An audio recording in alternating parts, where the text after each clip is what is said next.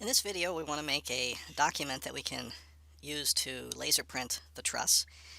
And to do that, we first want to make a dimensioned drawing, or at least a drawing. So we can right-click on the part and click Create Drawing of this particular part. And you may have some templates, some drawing templates that you've already created. But also you may have to use the ANSI or ISO templates. And the one we want is the inch one. And also, so this will be size A, inch. So let's go ahead and use that and select no views down here rather than 4 views. And we'll say OK. And we're going to get this default template. And we want to put the part, the front view of the part, which the way we made it is going to be what we want, rather than say the right or the top. And we want it to be at a scale of 1 to 1. So there are limits in terms of how big we can make these things as a result of that on a size A piece of paper here, which is like an 8.5 by 11 piece of printer paper. But that's okay for now. So I'm going to left click here, and there it is, and now I hit escape, and that's really all I want to have in there. Now if we did enough of this, then we would already have a drawing template which doesn't have all these lines on it. Usually, of course, we want that. We want the title box. But now we don't want anything at all that is not our part. So let's see if we can go through and delete all this stuff. And again, ideally I would already have a template which has nothing in it, and I will have to do that.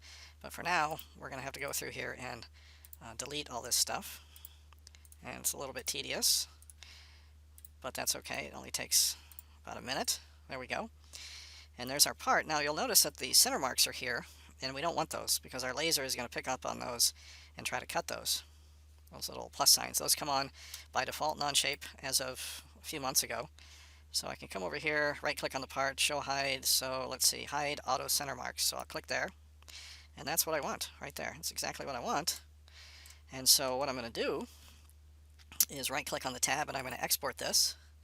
And the format I want to have is PDF, and just keep everything else the defaults.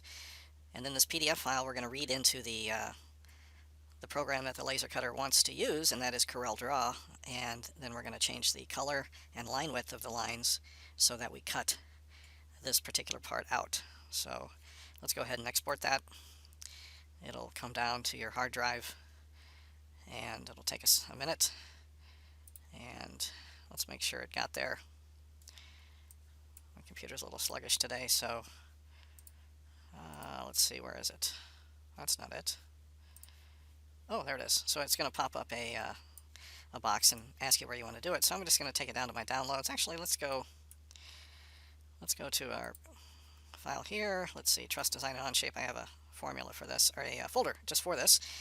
So I think I'm just going to, well, I'll just keep it L7 drawing 1. That's the default. So I'm going to save it, and then I can show it in the folder, and you can see that I've got it there. So that's the file we're going to next import up into Google Drive so that we can download it on another computer, and then we'll import that into CorelDRAW, and we'll be on our way to laser printing this structural member of our truss. Thanks for watching.